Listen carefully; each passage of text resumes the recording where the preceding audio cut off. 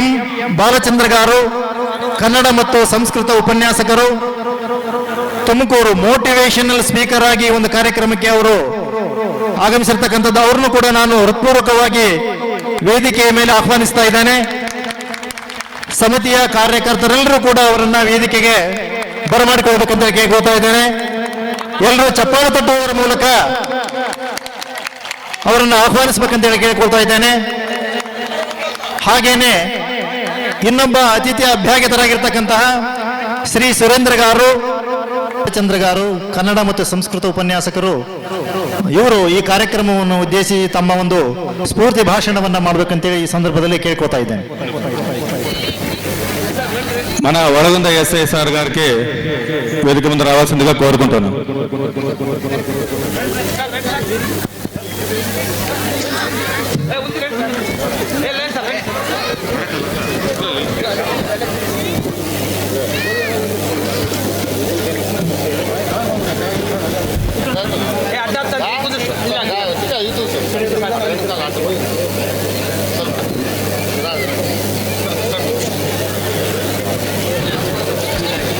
रत्नाकराधौतपदां हिमालय किरीटिनीं ब्रह्मराजर्षिरत्नाढ्यां वंदे भारतमातरम्. कर्नाटकांबिनी राजराजेश्वरी कन्नडिगरानंद सौभाग्य शुभकरी करुनाड सिंहासनाधीश्वरी नमिಸುವೆವು ಹರಸೌ ತಾಯಿ ಭುವನೇಶ್ವರಿ. ಭಾರತ ಮಾತ್ರೆ ವಿದ್ಮಹೇ ಸಮುದ್ರ ತನಯಾಯೈ ಧೀಮಹಿ ತನ್ನ ಸಿಂಹಿಣಿ ಪ್ರಚೋದಯಾತ್. ಈ ಪ್ರಪಂಚಕ್ಕೆ ಬೆಳಕಾದಂತಹ ಮಹಾನ್ ಚೇತನಗಳಿಗೆ ಶಿರಬಾಗಿ ದೈವ ಸನ್ನಿಧಿಯಲ್ಲಿ ವೇದಿಕೆಯ ಮೇಲೆ ಆಸೀನರಾಗಿರುವಂತಹ ಪೂಜ್ಯ ಗುರುಗಳಿಗೆ ಶರಣು ಸಮರ್ಪಿಸಿ, ಹಾಗೆಯೇ ಧರ್ಮಕ್ಕಾಗಿ ಹಗಲಿರುಳು ಶ್ರಮಿಸ್ತಾ ಇರತಕ್ಕಂಥ ಅನೇಕ ಗಣ್ಯರಿಗೂ ಕೂಡ ಶಿರಬಾಗಿ, ಎಲ್ಲ ಹೆಣ್ಣು ಮಕ್ಕಳು ಕೂಡ ಈಗಿನ ಕಾಲದಲ್ಲಿ ಹಲವಾರು ರೀತಿಯ ಆಸೆ ಆಕಾಂಕ್ಷೆಗಳನ್ನು ಇಟ್ಕೊಂಡು ನಾನು ಚೆನ್ನಾಗಿ ಓದಬೇಕು, ಒಂದೊಳ್ಳೆ ಕೆಲಸ ತಗೊಳ್ಬೇಕು, ನನ್ನ ಲೈಫ್ ಸೆಟಲ್ ಮಾಡ್ಕೊಳ್ಬೇಕು ಅಂತ ಕನಸು ಕಾಣ್ತಿರ್ತಕ್ಕಂಥ ಈ ಕಾಲಮಾನದಲ್ಲಿ ದೇಶಕ್ಕೋಸ್ಕರ ಮತ್ತೆ ಧರ್ಮಕ್ಕೋಸ್ಕರ ತನ್ನ ಇಡೀ ಜೀವನವನ್ನೇ ಸಮರ್ಪಿಸಿರ್ತಕ್ಕಂಥ ಸಹೋದರಿ ಹಾರಿಕಾ ಮಂಜುನಾಥ್ ಅವರು ಬಂದಿದ್ದಾರೆ. ಅವರಿಗೆ ಪ್ರತ್ಯೇಕವಾಗಿ ನಿಮ್ಮೆಲ್ಲರ ಪರವಾಗಿ ತುಂಬ ಹೃದಯದ ಧನ್ಯವಾದಗಳನ್ನ ಸಮರ್ಪಿಸ್ತೇನೆ. ನನಗೆ ಕೊಟ್ಟಿರ್ತಕ್ಕಂಥ ಸಮಯದ ಅರ್ಧ ಭಾಗವನ್ನ ಸಹೋದರಿಯರಿಗೆ ನಾನು ಸಮರ್ಪಿಸಲಿದ್ದೇನೆ. ಮಿಕ್ಕ ಅರ್ಧ ಭಾಗದಲ್ಲಿ ನನ್ನ ಚಿಂತನೆಗಳನ್ನ ನಾನು ನಿಮ್ಮೊಂದಿಗೆ ಹಂಚಿಕೊಳ್ಳೋದಕ್ಕೆ ಪ್ರಯತ್ನ ಪಡ್ತೇನೆ. ಆತ್ಮೀಯರೇ, ಈ ಕೆಲವು ದಿನಗಳ ಹಿಂದೆ ನೀವು ಟಿವಿನಲ್ಲಿ ನೋಡಿರಬಹುದು, ಒಬ್ಬರು ಜಡ್ಜ್ ಮಾತಾಡ್ತಾ ಹೇಳ್ತಾ ಇದ್ರು, ಭಾರತ್ ಮಾತಾ ಕಿ ಜೈ ಅಂದಿದ ತಕ್ಷಣ ನೀವು ಕೇಸ್ ಹಾಕ್ಬಿಡ್ತೀರಾ ಅಂತ, ಅದೇನು ದೇಶದ್ರೋಹಿ ಘೋಷಣೆಯೇ ಅಂತ. ಆದ್ರೆ ಇಡೀ ಜಗತ್ತಿಗೆ ಯಾವ ದೇಶ ಗುರು ಸ್ವರೂಪದಲ್ಲಿದೆಯೋ, ಇಡೀ ಜಗತ್ತು ಯಾವ ದೇಶದ ಹೆಸರನ್ನ ಕೇಳಿದ ತಕ್ಷಣ ಕೈ ಮುಗಿದು ತಲೆಬಾಗುತ್ತೋ ಅಂತಹ ಸನಾತನ ಧರ್ಮಕ್ಕೆ ಆಶ್ರಯ ತಾಣವಾಗಿರುವ, ಸನಾತನ ಹಿಂದೂ ಧರ್ಮದ ತವರು ಮನೆಯಾಗಿರುವ ಭಾರತದ ಮಾತೆಗೆ ನಾವು ಜೈಕಾರ ಹಾಕಿದ್ರೆ ಪೊಲೀಸವರು ಕೇಸ್ ಹಾಕ್ತಾರ ಅಂತ ಜಡ್ಜ್ ಒಬ್ರು ಪ್ರಶ್ನೆ ಮಾಡ್ತಿದ್ರು. ಪಾಪ ಪೊಲೀಸ್ನವ್ರು ಕೇಸ್ ಹಾಕಿರೋದಲ್ಲ, ಕೆಲವರು ದೇಶದ್ರೋಹಿಗಳು ಅವ್ರ ಕೈಯಲ್ಲಿ ಕೇಸನ್ನ ಬಲವಂತದಿಂದ ಹಾಕ್ಸಿರೋದು ಅಂತ ಅವರೇ ಹೇಳಿದ್ರು. ಇವತ್ತು ನಾವಿಷ್ಟು 1000 ಜನ ಇದ್ದೇವೆ. ಒಮ್ಮೆ ಎಲ್ಲರೂ ಕೂಡ ತಾಯಿ ಭಾರತಿಗೆ ಜೈಕಾರವನ್ನ ಹಾಕೋಣ, ನೋಡೋಣ ನಮ್ಮ ಎಷ್ಟು ಜನರ ಮೇಲೆ ಕೇಸ್ ಹಾಕ್ತಾರೋ ನೋಡೇ ಬಿಡೋಣ. ಗಟ್ಟಿಯಾಗಿ ಹೇಳಿ, ಭಾರತ್ ಮಾತಾ ಕಿ, ಭಾರತ್ ಮಾತಾ ಕಿ, ಭಾರತ್ ಮಾತಾ ಕಿ. ಜೈ ಶ್ರೀರಾಮ್, ಜೈ ಶ್ರೀರಾಮ್, ಜೈ ಶ್ರೀರಾಮ್. ವಂದೇ ವಂದೇ ವಂದೇ. ನಮಃ ಪಾರ್ವತಿ ಪತಯೇ. ಗಟ್ಟಿಯಾಗಿ ಹೇಳಬೇಕು, ನಮಃ ಪಾರ್ವತಿ ಪತಯೇ, ನಮಃ ಪಾರ್ವತಿ ಪತಯೇ. ಈಗ ನೋಡೋಣ ಯಾರು ಬರ್ತಾರೋ ಬರಲಿ. ಆತ್ಮೀಯರೇ, 2000 ವರ್ಷಗಳ ಹಿಂದೆ ಜಗತ್ತಿನ ಅತ್ಯಂತ ಶಕ್ತಿಶಾಲಿ ರಾಷ್ಟ್ರ ಅಂತ ಕರೆಸ್ಕೊಂಡಿರ್ತಕ್ಕಂಥ ಇಸ್ರೇಲ್ ಅನ್ನ ಅನೇಕ ದೇಶಗಳು ಛಿದ್ರವನ್ನಾಗಿಸಿ ಆ ದೇಶದ ಜನರನ್ನ ಅವರ ದೇಶದಿಂದ ಓಡಿಸಿದ್ರು. ಆ ಇಸ್ರೇಲಿನ ಜನ ನಮಗೆ ಯಾರಾದರೂ ಜಗತ್ತಿನಲ್ಲಿ ಆಶ್ರಯ ಕೊಡ್ತಾರಾ ಅಂತ, ಅನ್ನ ಕೊಡ್ತಾರಾ ಅಂತ ಎಲ್ಲ ದೇಶಗಳಿಗೂ ಕೂಡ ಬಾಗಿಲ ಬಳಿ ಹೋಗಿ ಕದ ತಟ್ಟು ನಾವು ನಿರಾಶ್ರಿತರಾಗಿದ್ದೇವೆ, ದಯವಿಟ್ಟು ನಮಗೆ ಆಶ್ರಯ ಕೊಡಿ ಅಂತ ಪ್ರತಿಯೊಂದು ದೇಶದ ಬಳಿ ಹೋಗಿ ಇಸ್ರೇಲಿನ ಅವತ್ತಿನ ಜನ ಕೇಳಿದ್ರು, ನಮ್ಮನ್ನು ನಮ್ಮ ದೇಶದಿಂದ ಹೊರಹಾಕಿದ್ದಾರೆ, ದಯವಿಟ್ಟು ನಮಗೆ ಆಶ್ರಯವನ್ನ ಕೊಡಿ ಅಂತ. ಆದ್ರೆ ಚೆನ್ನಾಗಿ ನೆನಪಿಟ್ಕೊಳ್ಳಿ, ಇಸ್ರೇಲಿನ ಆ ಜನರನ್ನ ಅನೇಕ ದೇಶಗಳು ತಮ್ಮ ದೇಶದ ಒಳಗಡೆ ಬಿಟ್ಕೊಳ್ಳೋದಿರ್ಲಿ, ತಮ್ಮ ದೇಶದ ಗಡಿ ಆಚೆಯಿಂದ ಎಷ್ಟು ಜನರನ್ನ ಬೇಕೋ ಅಷ್ಟು ಜನರನ್ನ ಕತ್ತರಿಸಿ ಕೊಂದು ಹಾಕಿದ್ರು. ಮಿಕ್ಕ ಜನ ಪ್ರಾಣ ಭಯದಿಂದ ಪ್ರಾಣವನ್ನ ಉಳಿಸ್ಕೊಳ್ಳೋದಕ್ಕೆ ಬೇರೆ ಬೇರೆ ಕಡೆ ಹೋದ್ರು. ಎಲ್ಲ ಕಡೆ ಓಡಾಡಿಕೊಂಡು ಬಂದು ಗತಿ ಇಲ್ಲದೆ ದಿಕ್ಕಿಲ್ಲದೆ ಆಶ್ರಯಕ್ಕಾಗಿ ಹೃದಯದಲ್ಲಿ ಭಯದಿಂದ ಕೊನೆಯ ಅವಕಾಶ ಅಂತ ಭಾರತಕ್ಕೆ ಬಂದರು. ಆದರೆ ನೆನಪಿಟ್ಕೊಳ್ಳಿ, ಯಾವ ನಾವು ಈಗ ಭಾರತ್ ಮಾತಾ ಕಿ ಜೈ ಅಂತ ಹೇಳಿದ್ವಲ್ಲ, ಅದೇ ನಮ್ಮ ಭಾರತಾಂಬೆ, ಅದೇ ನಮ್ಮ ಭಾರತ, ಅದೇ ನಮ್ಮ ಭಾರತದ ಅವತ್ತಿನ ನಮ್ಮ ರಾಜರಾದ ಹಿರಿಯರು ಇಡೀ ಜಗತ್ತು ಯಾರನ್ನ ಬಹಿಷ್ಕರಿಸ್ತೋ, ಇಡೀ ಜಗತ್ತು ಯಾವ ಇಸ್ರೇಲಿಯರನ್ನ ಕೊಂದು ಬಿಸಾಕ್ತೋ ಅಂತಹ ಅಳಿದುಳಿದ ಇಸ್ರೇಲಿಯರನ್ನ ನಮ್ಮ ದೇಶದ ಒಳಗಡೆ ಸ್ವಾಗತಿಸಿ ಮತ್ತೊಮ್ಮೆ 1948ರವರೆಗೆ ಅವರು ಸ್ವತಂತ್ರ ದೇಶವನ್ನು ನಿರ್ಮಾಣ ಮಾಡಿಕೊಳ್ಳೋದ್ರವರೆಗೆ ಸತತವಾಗಿ 2000 ವರ್ಷಗಳ ಕಾಲ ಇಸ್ರೇಲಿಯರ ಬಹು ಜನರಿಗೆ ಭಾರತ ಮಾತೆ ಆಶ್ರಯ ಕೊಡ್ತು. ಅದು ನಮ್ಮ ತಾಯಿ ಭಾರತೀಯ ಹೃದಯ ವೈಶಾಲ್ಯತೆ, ಅದು ನಮ್ಮ ದೇಶದ ಹೃದಯ ವೈಶಾಲ್ಯತೆ, ಅದು ನಮ್ಮ ರಾಜ ಮಹಾರಾಜರ ಹೃದಯ ವೈಶಾಲ್ಯತೆ. ಅಷ್ಟೇ ಅಲ್ಲ, ಪ್ರಪಂಚದಲ್ಲಿ 2 ಮಹಾಯುದ್ಧಗಳಾಯಿತು. ಆ 2 ಮಹಾಯುದ್ಧಗಳಲ್ಲಿ 2ನೇ ಮಹಾಯುದ್ಧದಲ್ಲಿ ಮಹಾನ್ ಕ್ರೂರಿಯಾದ ನರಮೇಧವನ್ನ ಮಾಡ್ತಕ್ಕಂಥ ನರರೂಪ ರಾಕ್ಷಸನಾದ ಆ ಹಿಟ್ಲರ್ ಲಕ್ಷಾಂತರ ಜನ ಅದೇ ಯಹೂದಿಗಳನ್ನ ಕೊಂದು ಬಿಸಾಕದ. ಅದೇ ಹಿಟ್ಲರ್ ಪೋಲೆಂಡ್ ಅನ್ನೋ ಒಂದು ದೇಶದ ಮೇಲೆ ಆಕ್ರಮಣ ಮಾಡಿದಾಗ ಎಲ್ಲರೂ ಇನ್ನೇನು ಸಾಯಬೇಕು ಅಂತಿದ್ದಾಗ ಅಲ್ಲಿನ ಜನಾಧಿಪತಿಗಳು ಹೇಳ್ತಾರೆ, 500 ಜನ ತಾಯಂದಿರನ್ನ, 200 ಮಂದಿ ಸಣ್ಣ ಪುಟ್ಟ ಮಕ್ಕಳನ್ನ, ಮತ್ತೊಮ್ಮೆ ಕೇಳಿಸ್ಕೊಳ್ಳಿ, 500 ಜನ ತಾಯಂದಿರನ್ನ, 200 ಜನ ಅವರ ಮಕ್ಕಳನ್ನ ಒಂದು ಹಡಗಿನಲ್ಲಿ ಹತ್ತಿಸಿ ಹೇಳ್ತಾರೆ, ಇಲ್ಲಿದ್ರೆ ಅವ್ರನ್ನ ಕೊಂದು ಬಿಸಾಕ್ಬಿಡ್ತಾರೆ, ಇವರನ್ನ ಸೇಫ್ಟಿಯಾಗಿ ಸುರಕ್ಷಿತವಾಗಿ ಪ್ರಪಂಚದ ಯಾವುದಾದ್ರೂ ಒಂದು ದೇಶಕ್ಕೆ ಕರ್ಕೊಂಡು ಹೋಗ್ಬಿಡಿ. ನಾವು ಮುಂದಿನ ದಿನಗಳಲ್ಲಿ ಬದುಕುಳಿದಿದ್ರೆ, ನಾವು ಅವನ ಕೈಯಲ್ಲಿ ಬದುಕುಳಿದಿದ್ರೆ ನಾವು ಮತ್ತೆ ಅವರನ್ನ ಭೇಟಿ ಮಾಡ್ತೇವೆ, ನಾವು ಮತ್ತೆ ನಿಮ್ಮನ್ನ ಭೇಟಿ ಮಾಡ್ತೇವೆ ಅಂತ ಹೇಳಿದ್ರು. ಅದೇ ನಾವಿಕ ಆ 500 ಜನ ಹೆಣ್ಣು ಮಕ್ಕಳನ್ನ, ಆ 200 ಮಂದಿ ಮಕ್ಕಳನ್ನ ಕರ್ಕೊಂಡು ಹಡಗಿನಲ್ಲಿ ಪ್ರಪಂಚದ ಅನೇಕ ರಾಷ್ಟ್ರಗಳ ಬಳಿ ಹೋಗಿ ಆಶ್ರಯವನ್ನ ಕೇಳಿದ. ಯಾರು ಒಳಗಡೆಗೂ ಕೂಡ ಬಿಟ್ಕೊಳ್ಳಿಲ್ಲ. ಆದರೆ ಯಾವ ಭಾರತ್ ಮಾತಾ ಕಿ ಜೈ ಅಂತ ಘೋಷಣೆ ಕೂಗುದುವೋ ಅದೇ ನಮ್ಮ ತಾಯಿ ಭಾರತಿ, ಅದೇ ನಮ್ಮ ಭಾರತಾಂಬೆಯ ಮಡಿಲಲ್ಲಿ ಹುಟ್ಟಿದಂತಹ ಹೃದಯ ವೈಶಾಲ್ಯತೆಯುಳ್ಳ ಗುಜರಾತಿನ ಆವತ್ತಿನ ರಾಜ ದಿಗ್ವಿಜಯ್ ಸಿಂಗ್ ಅವರು ಅವರನ್ನ ಸ್ವಾಗತಿಸಿ ಆ 500 ಜನ ಹೆಣ್ಣು ಮಕ್ಕಳಿಗೆ, ಆ 200 ಜನ ಮಕ್ಕಳಿಗೆ ನಮ್ಮ ದೇಶದಲ್ಲಿ ಆಶ್ರಯವನ್ನು ಕೊಡ್ತಾರೆ. ಮುಂದೊಂದು ದಿನ ಆ 200 ಜನ ನಿರ್ಗತಿಕ ಮಕ್ಕಳಲ್ಲಿ ಒಬ್ಬ ಆ ಪೋಲೆಂಡ್ ದೇಶದ ಪ್ರಧಾನಮಂತ್ರಿ ಆಗ್ತಾನೆ. ಆ ಪೋಲೆಂಡ್ ದೇಶದಲ್ಲಿ ಇವತ್ತಿಗೂ ಕೂಡ ನಮ್ಮ ದೇಶದ ರಾಜ ದಿಗ್ವಿಜಯ್ ಸಿಂಗನ ಹೆಸರಲ್ಲಿ ಅನೇಕ ರಸ್ತೆಗಳಿದಾವೆ ಕಣ್ರಿ, ಅನೇಕ ಭವನಗಳನ್ನು ನಮ್ಮ ದೇಶದ ಹೆಸರಲ್ಲಿ ಇಟ್ಟಿದ್ದಾರೆ, ರಾಜ ದಿಗ್ವಿಜಯ ಸಿಂಗನ ಹೆಸರಲ್ಲಿ ಇಟ್ಟಿದ್ದಾರೆ. ಆತ್ಮೀಯರೇ, ಆರ್ನಾಲ್ಡ್ ಜೆ ಟೈನ್ಬಿ ಅನ್ನೋ ಒಬ್ಬ ಇತಿಹಾಸಕಾರ ಒಂದು ಮಾತನ್ನ ಹೇಳ್ತಾನೆ. ನನ್ನ ಮಾತಲ್ಲ, ಆರ್ನಾಲ್ಡ್ ಜೆ ಟೈನ್ಬಿ ಅನ್ನೋನು ಹೇಳ್ತಾನೆ, ನಾನು ಜಗತ್ತಿನ ಅನೇಕ ದೇಶದ ನಾಗರಿಕತೆಗಳನ್ನು ಅಧ್ಯಯನ ಮಾಡಿದ್ದೇನೆ, ನಾನು ಜಗತ್ತಿನ ಅನೇಕ ದೇಶದ ಇತಿಹಾಸಗಳನ್ನ ಓದಿಕೊಂಡಿದ್ದೇನೆ. ಅನೇಕ ದೇಶಗಳು ಒಂದೊಂದು ದಾಳಿಯಿಂದ, 2 ದಾಳಿಯಿಂದ, 3 ದಾಳಿಯಿಂದ ಸರ್ವನಾಶವಾಗಿ ತಮ್ಮ ಇಡೀ ಸಂಸ್ಕೃತಿಯನ್ನ ನಾಶಪಡಿಸಿಕೊಳ್ತು. ಅಲ್ಲಿನ ಜನ ಸತ್ತು ಹೋದ್ರು, ಮತಾಂತರ ಆದರು.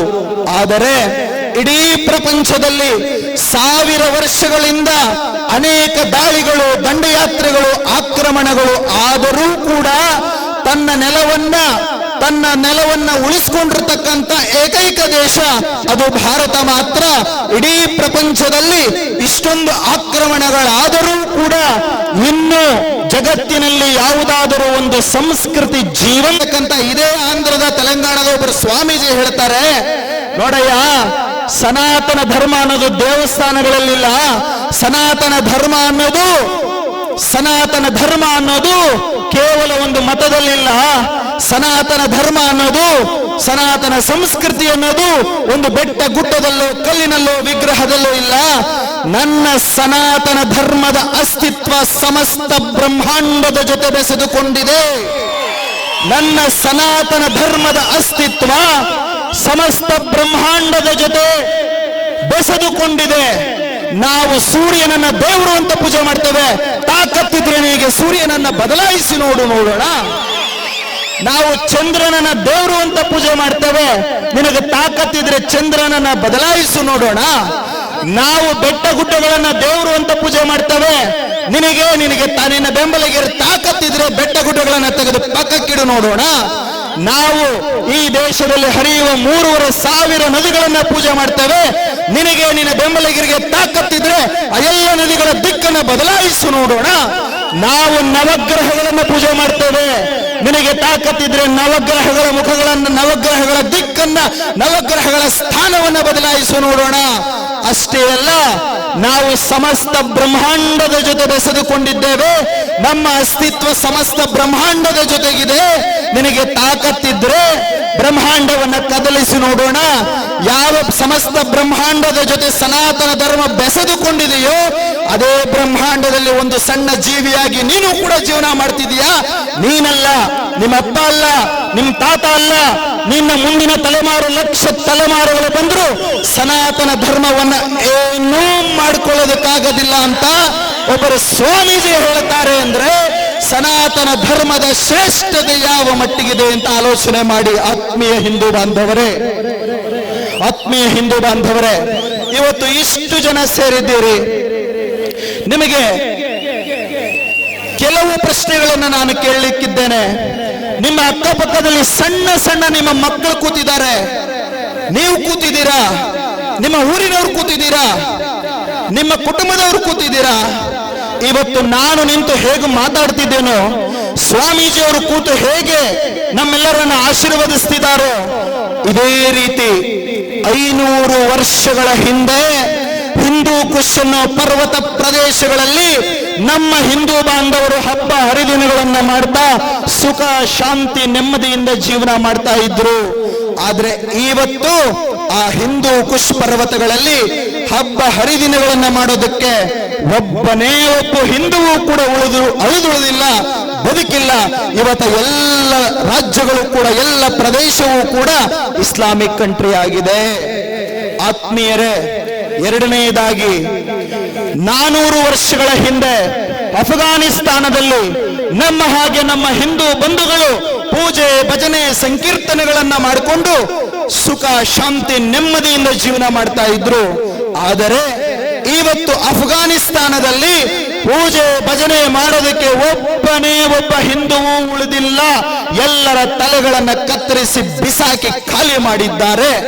ಆತ್ಮೀಯ ಹಿಂದೂ ಬಾಂಧವರೇ, 100 ವರ್ಷಗಳ ಹಿಂದೆ, 100 ವರ್ಷಗಳ ಹಿಂದೆ ನಮ್ಮದೇ ದೇಶದ ಭಾಗವಾಗಿದ್ದ ಪಾಕಿಸ್ತಾನದಲ್ಲಿ ಹಿಂದೂಗಳು ಪೂಜೆ ಭಜನೆ ಸಂಕೀರ್ತನೆಗಳನ್ನ ಮಾಡ್ತಾ ಇದ್ರು, ಸುಖ ಶಾಂತಿ ನೆಮ್ಮದಿಯಿಂದ ಬದುಕ್ತಾ ಇದ್ರು. ಆದ್ರೆ ಇವತ್ತು ಅಲ್ಲಿ ಪೂಜೆ ಭಜನೆ ಸಂಕೀರ್ತನೆಗಳನ್ನ ಮಾಡೋದಕ್ಕೆ ಯಾವ ಹಿಂದೂಗಳು ಉಳಿದಿಲ್ಲ. ನಮ್ಮ ದೇಶ ಧರ್ಮಾಧಾರಿತವಾಗಿ ವಿಭಜನೆಯಾದ ಕೆಲವು ತಿಂಗಳು, ಕೆಲವು ವರ್ಷಗಳಲ್ಲಿ ಟ್ರೈನ್ಗಳಲ್ಲಿ ಹೆಣ್ಣು ಮಕ್ಕಳನ್ನ, ಗಂಡಸರನ್ನ, ಗರ್ಭಿಣಿಯರನ್ನ, ವಯಸ್ಸಾದವರನ್ನ, ಗಂಡು ಮಕ್ಕಳನ್ನ, ಮುದುಕರನ್ನ ಕತ್ತರಿಸಿ ಹೆಣಗಳನ್ನ ತುಂಬಿ ರೈಲಿನಲ್ಲಿ ಪಾಕಿಸ್ತಾನದಿಂದ ದೆಹಲಿಗೆ ಕಲಿಸಿಕೊಟ್ಟಿದ್ದನ್ನ ನಿಮಗೆ ಗೊತ್ತಿಲ್ವಾ? ಸಾಕಷ್ಟು ಜನ ಆ ಸಮಯದಲ್ಲಿ ಇದ್ದಂಥವರಿದ್ದಾರೆ. ಇವತ್ತಲ್ಲಿ ಹಿಂದೂಗಳು ಯಾರೂ ಕೂಡ ಪೂಜೆ ಭಜನೆ ಮಾಡೋ ಪರಿಸ್ಥಿತಿಯಲ್ಲಿ ಇಲ್ಲ. ಅಷ್ಟೇ ಅಲ್ಲ, 70 ವರ್ಷಗಳ ಹಿಂದೆ ನಿನ್ನೆ ಮೊನ್ನೆ ಮಾರಣ ಹೋಮ ಆಯ್ತಲ್ಲ ಹಿಂದೂಗಳದ್ದು ಬಾಂಗ್ಲಾದೇಶ. ಆ ಬಾಂಗ್ಲಾದೇಶದಲ್ಲಿ ಹಿಂದೂಗಳು ದಸರಾ ಬಂದ್ರೆ ನವರಾತ್ರಿಯನ್ನ ಆಚರಿಸ್ತಾ ಇದ್ರು, ವಿಜೃಂಭಣೆಯಿಂದ ಕಾಳಿಯ ಪೂಜೆಯನ್ನ ಮಾಡ್ತಾ ಇದ್ರು. ಆದ್ರೆ ಇವತ್ತು ದೇವಸ್ಥಾನಗಳಿಗೆ ಬೀಗ ಜಡಿದಿದ್ದಾರೆ. ಹಿಂದೂ ಅನ್ನೋ ಒಂದೇ ಒಂದು ಕಾರಣಕ್ಕೋಸ್ಕರ, ಹಿಂದೂ ಅನ್ನೋ ಒಂದೇ ಒಂದು ಕಾರಣಕ್ಕೋಸ್ಕರ. ಅದು ಹೇಳಿಲ್ಲ ಅವನು, ಎಲ್ಲ ಮತಗಳು ಸಮಾನ, ದೇವರು ಒಬ್ಬ, ನಾಮ ಹಲವು ಅಂತ ಹೇಳಿದ್ದಕ್ಕೆ ಬೀದಿಗಳಲ್ಲಿ ಎಳ್ಕೊಂಡು ಬಂದು ಮರಕ್ಕೆ ನೇತು ಹಾಕಿ ಪೆಟ್ರೋಲ್ ಹಾಕಿ ಸುಟ್ಟಿದ್ದನ್ನ ಎಲ್ಲರೂ ನಿಮ್ಮ ಕೈಯಲ್ಲಿರೋ ಮೊಬೈಲ್ಗಳಲ್ಲಿ, ಟಿವಿಗಳಲ್ಲಿ 3-4 ದಿನದ ಹಿಂದೆ ಅಷ್ಟೇ ನೋಡಿದ್ದೀರಲ್ಲ. ಎಲ್ಲಿ ಹೋದ್ರು ಹಿಂದೂಗಳೆಲ್ಲ? 50 ವರ್ಷಗಳ ಹಿಂದೆ ಇವತ್ತು ನಮ್ಮ ದೇಶದ ಭಾಗವಾಗಿರುವಂತಹ ಪಶ್ಚಿಮ ಬಂಗಾಳ ಯಾವ ತಾಟಕ್ಕೆ ರಾಜ್ಯವನ್ನ ಆಳ್ತಿದ್ದಾಳಲ್ಲ, ಯಾವ ಶೂರ್ಪನಖಿ ಆ ಪಶ್ಚಿಮ ಬಂಗಾಳವನ್ನು ಆಳ್ತಿದ್ದಾಳಲ್ಲ, ಆ ನೆಲದಲ್ಲಿ ವಿವೇಕಾನಂದರು, ರಾಮಕೃಷ್ಣ ಪರಮಹಂಸರು ನಡೆದಾಡುವಂತ ನೆಲದಲ್ಲಿ ಇವತ್ತು ಹಿಂದೂಗಳು ಹಬ್ಬಗಳನ್ನ ಮಾಡಬೇಕು ಅಂದ್ರೆ, ಕೇಸರಿ ಟವಲನ್ನ ಹಾಕಬೇಕು ಅಂದ್ರೆ, ಕುಂಕುಮ ಇಟ್ಕೊಳ್ಬೇಕು ಅಂದ್ರೆ, ಮಾಂಗಲ್ಯವನ್ನ ಧರಿಸಬೇಕು ಅಂದ್ರೆ ಗಡಗಡ ನಡುತ್ತಾ ಇದ್ದಾರೆ. ಕೊಂದು ಅಂಗಡಿ ಮುಂಗಟ್ಟುಗಳನ್ನ ಬಂದ್ ಮಾಡಿ ಅವರನ್ನ ಅಲ್ಲಿಂದ ಜಾಗ ಖಾಲಿ ಮಾಡಿ ಓಡಿಸ್ತಾ ಇದ್ದಾರಲ್ಲ. ಹಿಂದೂ ಕುಶ್ ಪರ್ವತಗಳಿಂದ ಹಿಡಿದು ಇವತ್ತಿನ ಪಶ್ಚಿಮ ಬಂಗಾಳದವರೆಗೆ ನಿಮಗೆ 5 ಉದಾಹರಣೆಗಳನ್ನಷ್ಟೇ ನಾನು ಹೇಳಿರೋದು. ಇಲ್ಲಿ ಇಷ್ಟು 1000 ಜನ ಇದ್ದೀರಲ್ಲ, ನೀವುಗಳು ಒಂದು ಹೊಸ ಬೈಕ್ ತಗೊಂಡಾಗ ನಿಮ್ಮ ಮನೆ ದೇವರಿಗೆ ಪೂಜೆ ಮಾಡಿಸೋದಕ್ಕೆ ತಗೊಂಡು ಹೋಗ್ತೀರಾ. ಆದರೆ ಅಫ್ಘಾನಿಸ್ತಾನಕ್ಕೆ, ಪಾಕಿಸ್ತಾನಕ್ಕೆ ಬಂದಂತಹ ಪರಿಸ್ಥಿತಿ ನಮ್ಮ ಸುತ್ತಮುತ್ತ ಬಂದಾಗ ನೀವು ಹೊಸ ಬೈಕ್ ತಗೊಂಡ್ರೆ ನೀವು ಎಲ್ಲಿಗೆ ಹೋಗಿ ಪೂಜೆ ಮಾಡಿಸ್ತೀರಾ? ನಿಮ್ಮ ಮನೆಯಲ್ಲಿ ವರ್ಷಕ್ಕೆ ಒಮ್ಮೆ ಮನೆ ದೇವರಿಗೆ ಹೋಗಿ ಪೂಜೆ ಮಾಡಿಸ್ಕೊಂಡು ಬರ್ತೀರಾ? ಪಶ್ಚಿಮ ಬಂಗಾಳಕ್ಕೆ ಬಂದ ಪರಿಸ್ಥಿತಿ ಈ ಭಾಗಕ್ಕೆ ಬಂದ್ರೆ ನೀವು ಎಲ್ಲಿಗೆ ಹೋಗಿ ಪೂಜೆ ಮಾಡಿಸ್ಕೊಂಡು ಬರ್ತೀರಾ? ನಿಮ್ಮ ಅಕ್ಕಪಕ್ಕ ಕೂತಿರ್ತಕ್ಕಂಥ ಮನೆಗಳಲ್ಲಿ ಮಕ್ಕಳು ಹುಟ್ಟಿದಾಗ ಮುಡಿ ಕೊಡೋದಕ್ಕೆ ಅಂತ ಹೇಳಿ ಕುಲದೇವರ ದೇವಸ್ಥಾನಕ್ಕೆ ಹೋಗಿ ಮುಡಿ ಕೊಟ್ಕೊಂಡು ಬರ್ತೀರಲ್ಲ. ಪಾಕಿಸ್ತಾನ, ಬಾಂಗ್ಲಾ, ಅಫ್ಘಾನಿಸ್ತಾನಕ್ಕೆ ಬಂದ ಪರಿಸ್ಥಿತಿ ಈ ಭಾಗಕ್ಕೆ ಬಂದಾಗ ನೀವು ಎಲ್ಲಿಗೆ ಹೋಗಿ ಮುಡಿ ಕೊಡ್ತೀರಿ? 3 ದಿನ 4 ದಿನ ರಜೆ ಸಿಕ್ಕಿದ್ರೆ ಧರ್ಮಸ್ಥಳ, ಹೊರನಾಡು, ಶೃಂಗೇರಿ, ಹಳೇಬೀಡು ಅಂತ ಪುಣ್ಯ ತೀರ್ಥಗಳಿಗೆ ಯಾತ್ರೆಯನ್ನು ಹೋಗಿ ಬರ್ತೀರಲ್ಲ. ಪಾಕಿಸ್ತಾನದಲ್ಲಿ, ಅಫ್ಘಾನಿಸ್ತಾನದಲ್ಲಿ ಪುಣ್ಯ ಕ್ಷೇತ್ರಗಳು ಧ್ವಂಸವಾದ ರೀತಿಯಲ್ಲಿ ಮುಂದೊಂದು ದಿನ ಏನಾದ್ರೂ ನಮ್ಮ ಎಚ್ಚರಿಕೆ ತಪ್ಪಿ ಭಾಗದಲ್ಲಿ ಆ ಘಟನೆಗಳಾದ್ರೆ ಎಲ್ಲಿಗೆ ಹೋಗ್ತೀರಿ? ನೀವು ಬೆಳೆದ ಮೀಸಲನ್ನ ಮಠಮಾನ್ಯಗಳಿಗೆ ದಾನ ಮಾಡ್ತೀರಲ್ಲ ವರ್ಷ. ಆ ಮಠಮಾನ್ಯಗಳೇ ಇಲ್ಲದೆ ಹೋದಂತ ಸಂದರ್ಭದಲ್ಲಿ ಯಾರಿಗೆ ದಾನ ಮಾಡ್ತೀರಿ? ಜೀವನದಲ್ಲಿ ಒಮ್ಮೆ ಆದ್ರೂ ಕಾಶಿಯನ್ನ ನೋಡಬೇಕು, ರಾಮೇಶ್ವರವನ್ನ ನೋಡಬೇಕು, ಅಮರನಾಥವನ್ನ ನೋಡಬೇಕು ಅಂತ ಪ್ರತಿಯೊಬ್ಬ ಹಿಂದೂಗಳು ಆಸೆ ಇರುತ್ತಲ್ಲ. ಅದೇ ಪುಣ್ಯ ಕ್ಷೇತ್ರಗಳ ಇಲ್ಲದೆ ಹೋದಾಗ ಎಲ್ಲಿಗೆ ಹೋಗುತ್ತೀರಿ ನೀವು ಪುಣ್ಯ ತೀರ್ಥಯಾತ್ರೆಯನ್ನ ಮಾಡೋದಕ್ಕೆ? ಈ ಪ್ರಶ್ನೆಯನ್ನ ಕೇವಲ 5 ಪ್ರಶ್ನೆಯನ್ನ ನಾನು ನಿಮಗೆ ಕೇಳಿದ್ದೇನೆ, ಬೇರೆ ಯಾವ ಪ್ರಶ್ನೆಗಳನ್ನು ನಾನು ಕೇಳಲಿಲ್ಲ. 500 ವರ್ಷಗಳ ಹಿಂದೆ ಹಿಂದೂ ಕುಶ್ ಪರ್ವತಗಳಿಗೆ ಬಂದ ಪರಿಸ್ಥಿತಿ, 400 ವರ್ಷಗಳ ಹಿಂದೆ ಅಫ್ಘಾನಿಸ್ತಾನಕ್ಕೆ ಬಂದ ಪರಿಸ್ಥಿತಿ, 200 ವರ್ಷಗಳ ಹಿಂದೆ ಪಾಕಿಸ್ತಾನಕ್ಕೆ ಬಂದ ಪರಿಸ್ಥಿತಿ, 70-80 ವರ್ಷಗಳ ಹಿಂದೆ ಬಾಂಗ್ಲಾದೇಶಕ್ಕೆ, ಬ್ರಹ್ಮದೇಶಕ್ಕೆ ಬಂದ ಪರಿಸ್ಥಿತಿ, 50 ವರ್ಷಗಳ ನಂತರದಲ್ಲಿ ಪಶ್ಚಿಮ ಬಂಗಾಳಕ್ಕೆ ಬಂದ ಪರಿಸ್ಥಿತಿ, ಇವತ್ತು ಚೀನಾ ಆಕ್ರಮಿತ ಕಾಶ್ಮೀರಕ್ಕೆ ಬಂದಿರುವ ಪರಿಸ್ಥಿತಿ, ಪಾಕಿಸ್ತಾನ ಆಕ್ರಮಿತ ಕಾಶ್ಮೀರಕ್ಕೆ ಬಂದಿರುವ ಪರಿಸ್ಥಿತಿ ಮುಂದಿನ ದಿನಗಳಲ್ಲಿ ಅವತ್ತಿಂದ ಅಲ್ಲಿಂದ ಬಂತು ಅಂದ್ರೆ ಇಲ್ಲಿಗೆ ಬರೋಕೆ ಎಷ್ಟು ವರ್ಷ ಬೇಕು? ಆದ್ರೆ ಚೆನ್ನಾಗಿ ನೆನಪಿಟ್ಕೊಳ್ಳಿ, ಸನಾತನ ಭಾರತೀಯ ಹಿಂದೂ ಧರ್ಮದಲ್ಲಿ ಹುಟ್ಟಿರುವವರು ಜಾಗೃತರಾಗದೆ ಹೋದರೆ ಈ ಪರಿಸ್ಥಿತಿಗಳು ಮತ್ತೆ ಮರುಕಳಿಸ್ತವೆ. ಆತ್ಮೀಯರೇ, ನಾನು ಇಷ್ಟೆಲ್ಲ ಯಾಕೆ ನಿಮ್ಮನ್ನ ಕೈ ಮುಗಿದು ಬೇಡ್ಕೊಳ್ತೇನೆ ಅಂದ್ರೆ, ಭಾರತ ಚೆನ್ನಾಗಿದ್ರೆ ಹಿಂದೂ ಧರ್ಮ ಸುರಕ್ಷಿತವಾಗಿರುತ್ತೆ. ಹಿಂದೂ ಧರ್ಮ ಸುರಕ್ಷಿತವಾಗಿದ್ರೆ ಹಿಂದೂಗಳು ಸುರಕ್ಷಿತರಾಗಿರ್ತಾರೆ. ಹಿಂದೂಗಳು ಸುರಕ್ಷಿತವಾಗಿದ್ರೆ ಜಗತ್ತು ಸುರಕ್ಷಿತವಾಗಿರುತ್ತೆ ಕಣ್ರಿ, ಜಗತ್ತು ಸುರಕ್ಷಿತವಾಗಿರುತ್ತೆ.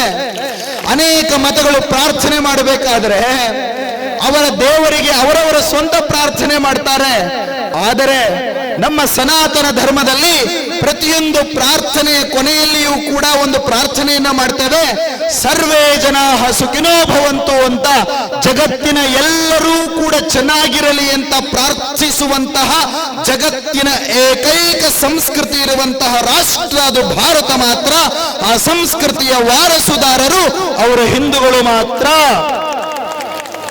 ಪ್ರತಿ ಪೂಜೆಯ ಕೊನೆಯಲ್ಲಿ ಲೋಕ ಸಮಸ್ತ ಸುಖಿನೋ ಭವಂತು ಅಂತ ಪ್ರಾರ್ಥನೆ ಮಾಡ್ತೇವೆ.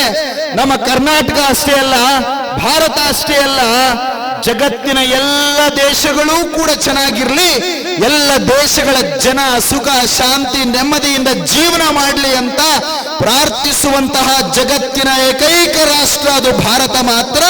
ಆ ಸಂಸ್ಕೃತಿಯ ವಾರಸುದಾರರು ಅದು ಸನಾತನಿಗಳು ಮಾತ್ರ, ಅದು ಹಿಂದೂಗಳು ಮಾತ್ರ. ತುಂಬಾ ಜನ ಹೇಳ್ತಾರೆ, ಹೆಮ್ಮೆಯಿಂದ ಹೇಳ್ಕೊಳ್ತಾರೆ, 1000 ವರ್ಷಗಳ ಆಕ್ರಮಣದಲ್ಲಿ ನಮ್ಮ ಧರ್ಮವನ್ನ ಯಾರು ಏನು ಮಾಡ್ಕೊಳ್ಳಿಕ್ಕೆ ಆಗಲಿಲ್ಲ ಅಂತ.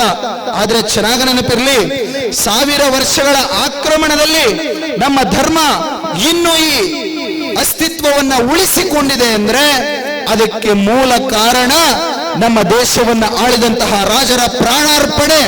ಛತ್ರಪತಿ ಶಿವಾಜಿ ಮಹಾರಾಜರ ಮಗ ಸಂಭಾಜಿ ಮಹಾರಾಜರಂತಹ ಮಹಾನ್ ಯೋಧರ ತ್ಯಾಗ ಮತ್ತು ಬಲಿದಾನ. ಅಷ್ಟೇ ಅಲ್ಲ, ಕೇವಲ ಒಂದೇ ಒಂದು ಉದಾಹರಣೆಯನ್ನು ಕೊಟ್ಟು ನನ್ನ ಮಾತುಗಳಿಗೆ ವಿರಾಮ ನೀಡ್ತೇನೆ ಆತ್ಮೀಯರೇ. ಛತ್ರಪತಿ ಶಿವಾಜಿ ಮಹಾರಾಜ್ ಬದುಕಿದ್ದು ಅವರಿಗೋಸ್ಕರ ಅಲ್ಲ, ಸನಾತನ ಧರ್ಮಕ್ಕೋಸ್ಕರ, ಭಾರತಕ್ಕೋಸ್ಕರ ಅವರ ಇಡೀ ಜೀವನವನ್ನ ಸಮರ್ಪಿಸಿದ್ರು. ಅವರ ಮಗ ಛತ್ರಪತಿ ಸಂಭಾಜಿ ಒಂದೊಂದು ಇಂಚು ದೇಹವನ್ನು ಕತ್ತರಿಸಿಕೊಂಡರೂ ಕೂಡ ಮತಾಂತರ ಆಗದೆ ಹೋಗಿದ್ದು ಯಾರಿಗೋಸ್ಕರ? ಇವತ್ತು ನೀವು ಅಲ್ಲಿ ಕೂತ್ಕೊಳ್ಳೋದಕ್ಕೋಸ್ಕರ, ನಾನಿವತ್ತು ಇಲ್ಲಿ ನಿಂತ್ಕೊಳ್ಳೋದಕ್ಕೋಸ್ಕರ, ನಮ್ಮ ದೇವಸ್ಥಾನ ಇಲ್ಲಿ ಇರೋದಕ್ಕೋಸ್ಕರ, ಪೂಜ್ಯರಲ್ಲೂ ಕುಳಿತುಕೊಳ್ಳೋದಕ್ಕೋಸ್ಕರ, ನಾವು ದೈವ ಭಕ್ತಿಯಿಂದ ಜೀವನ ಮಾಡಿ ಭಾರತೀಯರು ಹಿಂದೂಗಳು ಅಂತ ಹೇಳ್ಕೊಳ್ಳೋದಕ್ಕೋಸ್ಕರ ಛತ್ರಪತಿ ಸಂಭಾಜಿ ಮಹಾರಾಜರ ಬಲಿದಾನವಾಯಿತು. ಅಷ್ಟೇ ಅಲ್ಲ, ನಿನ್ನೆ ಮತ್ತೆ ಮೊನ್ನೆಯ ದಿನಗಳಲ್ಲಿ ಡಿಸೆಂಬರ್ ಬಂದ್ರೆ ನೆನಪಾಗ್ತಕ್ಕಂಥದ್ದು ತೇಜ್ ಬಹದ್ದೂರ್, ಗುರು ಗೋವಿಂದ ಸಿಂಹ ಮತ್ತೆ ಅವರ 4 ಜನ ಮಕ್ಕಳು.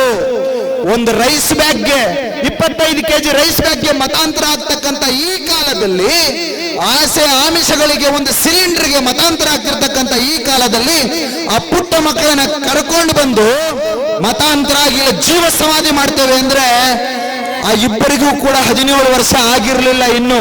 ಆ ಇಬ್ಬರು ಪುಟ್ಟ ಮಕ್ಕಳು ನಿಮ್ಮ ಅಕ್ಕಪಕ್ಕದಲ್ಲಿ ಕೂತಿರ್ತಾರೆ, 14 ವರ್ಷದ, 17 ವರ್ಷದ, 15 ವರ್ಷದ ಮಕ್ಕಳು. ಆ ಮಕ್ಕಳು ಹೇಳ್ತಾರೆ, ಪ್ರಾಣ ಹೋದ್ರೂ ಮತಾಂತರ ಆಗೋದಿಲ್ಲ. ದೇಶಕ್ಕೋಸ್ಕರ ಧರ್ಮಕ್ಕೋಸ್ಕರ ನಮ್ಮ ತಾತ ಬಲಿದಾನವಾಗಿದ್ದಾನೆ, ದೇಶಕ್ಕೋಸ್ಕರ ನಮ್ಮ ಅಣ್ಣಂದಿರು ಬಲಿದಾನ ಆಗಿದ್ದಾರೆ, ಧರ್ಮಕ್ಕೋಸ್ಕರ ನಾವು ಬಲಿದಾನ ಆಗ್ತೇವೆ ಅಂತ ಸುತ್ತ ಜೀವಂತ ಸಮಾಧಿಯನ್ನ ಕಟ್ಟಿಸಿಕೊಂಡು ಜೀವಂತ ಸಮಾಧಿಯಾಗಿ ಧರ್ಮಕ್ಕೋಸ್ಕರ ಇವತ್ತು ನಿಮ್ಮ ಕೊರಳಲ್ಲಿ ಕೇಸರಿ ಆ ಬಟ್ಟೆ ಇದೆಯಲ್ಲ, ಆ ಬಟ್ಟೆಗೋಸ್ಕರ, ದೇವಾಲಯಕ್ಕೋಸ್ಕರ, ದೇಶಕ್ಕೋಸ್ಕರ, ಧರ್ಮಕ್ಕೋಸ್ಕರ ಪ್ರಾಣ ಕೊಟ್ರಲ್ಲ ಅಂತ ಮಹಾನುಭಾವರನ್ನ ಯಾವತ್ತಿಗೂ ಮರೆಯಬಾರದು. ಜಾಗೃತರಾಗಿ ಎಚ್ಚರಿಕೆಯನ್ನ ಕಳ್ಕೊಂಡಿವೆ ಅಂದ್ರೆ ನಾವು ಕೊಲ್ಲಲ್ಪಡ್ತೇವೆ. ಒಂದೇ ಒಂದು ಮಾತಾತ್ಮೀಯರೇ, ಉತ್ತರ ಪ್ರದೇಶದ ಮುಖ್ಯಮಂತ್ರಿಯವರು ಕಳೆದ ವರ್ಷದಲ್ಲಿ ಒಂದು ಮಾತನ್ನ ಹೇಳಿದ್ರು, ಅದನ್ನೇ ನೆನಪಿಸ್ತೇನೆ. ಈ ವರ್ಷದ ಪಾರ್ಲಿಮೆಂಟ್ ನಲ್ಲಿ ಈ ದೇಶದ ಗೃಹ ಸಚಿವರು ಮಾತಾಡ್ತಾ ಒಂದು ಮಾತು ಹೇಳಿದ್ರು. ಒಂದು ಮಾತು ಜಗತ್ತಿಗೆ ಸ್ಪಷ್ಟವನ್ನ ಪಡಿಸ್ತೇನೆ, ಹಿಂದೂಗಳು ಯಾವತ್ತಿಗೂ ಭಯೋತ್ಪಾದಕರಾಗಲಿಕ್ಕೆ ಸಾಧ್ಯ ಇಲ್ಲ, ಹಿಂದೂಗಳು ಯಾವತ್ತಿಗೂ ಕೂಡ ಭಯೋತ್ಪಾದಕರು ಆಗಲಿಕ್ಕೆ ಸಾಧ್ಯವೇ ಇಲ್ಲ. 100ಕ್ಕೆ ಅಲ್ಲ, 1,00,000ಕ್ಕೆ ಕೋಟಿ ಪಟ್ಟು ಸತ್ಯವಾದ ಮಾತಿದು. ಸನಾತನ ಧರ್ಮದ ಮೇಲೆ ಪ್ರೀತಿ ಜಾಸ್ತಿ ಆದ್ರೆ ಸ್ವಾಮೀಜಿ ಆಗ್ತಾರೆ ಹೊರತು ಭಯೋತ್ಪಾದಕರ ಹಿಂದೂ ಧರ್ಮದಲ್ಲಿ ಆಗೋದಿಲ್ಲ. ಸನಾತನ ಧರ್ಮದ ಮೇಲೆ ಪ್ರೀತಿ ಜಾಸ್ತಿ ಆದ್ರೆ ಸರ್ವಸಂಗ ಪರಿತ್ಯಾಗಿಗಳಾಗಿ ಸನ್ಯಾಸತ್ವ ಸ್ವೀಕಾರ ಮಾಡಿ ತ್ಯಾಗಿಗಳಾಗಿ ಸನ್ಯಾಸಿಗಳಾಗ್ತಾರೆ ಹೊರತು ಭಯೋತ್ಪಾದಕರು ಆಗೋದಿಲ್ಲ. ಆತ್ಮೀಯರೇ, ಹಿಂದೂ ಬದುಕುಳಿದ್ರೆ ದೇಶ ಬದುಕುಳಿಯುತ್ತೆ, ದೇಶ ಬದುಕುಳಿದ್ರೆ ಧರ್ಮ ಬದುಕುಳಿಯುತ್ತೆ, ಧರ್ಮ ಬದುಕುಳಿದ್ರೆ ಇಡೀ ಜಗತ್ತು ಸುಖ ಶಾಂತಿ ನೆಮ್ಮದಿಯಿಂದ ಉಳಿಯುತ್ತೆ ಅಂತ ಹೇಳ್ತಾ, ನಾವು ವಿಭಜಿಸಲ್ಪಟ್ಟರೆ ಕೊಲ್ಲಲ್ಪಡ್ತೇವೆ, ನಾವು ವಿಭಜಿಸಲ್ಪಟ್ಟರೆ ಕೊಲ್ಲಲ್ಪಡ್ತೇವೆ. ಮತ್ತೆ ರಿಪೀಟ್ ಮಾಡ್ತಾ ಇದ್ದೇನೆ, ಒಗ್ಗಟ್ಟಿನಲ್ಲಿ ಬಲವಿದೆ. ಅದೇ 100 ವರ್ಷಗಳ RSS ನಮ್ಗೆ ಹೇಳಿಕೊಟ್ಟಿರ್ತಕ್ಕಂಥದ್ದು ಸಂಘೇ ಶಕ್ತಿ ಕಲವು ಯುಗೆ. ಕಲಿಯುಗದಲ್ಲಿ ಒಗ್ಗಟ್ಟಿಗೆ ಮಾತ್ರ ಶಕ್ತಿ ಇದೆ. ಒಗ್ಗಟ್ಟಾಗೋಣ. ಒಗ್ಗಟ್ಟನ್ನ ವಿಭಜಿಸುವಂತಹ ಅವರು ಯಾರೇ ಇರಲಿ ಅವರನ್ನ ಪಕ್ಕಕ್ಕಿಟ್ಟು ನಮ್ಮ ಗುರಿಯತ್ತ ಸಾಗೋಣ ಅಂತ ಹೇಳ್ತಾ ಮತ್ತೊಮ್ಮೆ ತಾಯಿ ಭಾರತಿಗೆ ಘೋಷಣೆಯನ್ನ ಕೂಗಿ ನನ್ನ ಮಾತಿಗೆ ವಿರಾಮ ನಾಡ್ತೇನೆ. ಭಾರತ್ ಮಾತಾ ಕಿ, ಭಾರತ್ ಮಾತಾ ಕಿ ಜೈ ಶ್ರೀರಾಮ್, ಜೈ ಶ್ರೀರಾಮ್. ವಂದೇ ವಂದೇ ನಮಃ ಪಾರ್ವತಿ ಪತಯೇ. ಹರ ಹರ ಮಹಾದೇವ್. ಸರ್ವ ಸಮರ್ಪಣಾ ಭಾವದಿಂದ ಎರಡೂ ಕೈಗಳನ್ನು ಮೇಲೆತ್ತಿ ಹೇಳಿ, ನಮಃ ಪಾರ್ವತಿ ಪತಯೇ, ಹರ ಹರ ಮಹಾದೇವ್, ನಮಃ ಪಾರ್ವತಿ ಪತಯೇ, ಹರ ಹರ ಮಹಾದೇವ್. ನಮಃ ಪಾರ್ವತಿ ಪತಯೇ. ನಮಸ್ಕಾರ.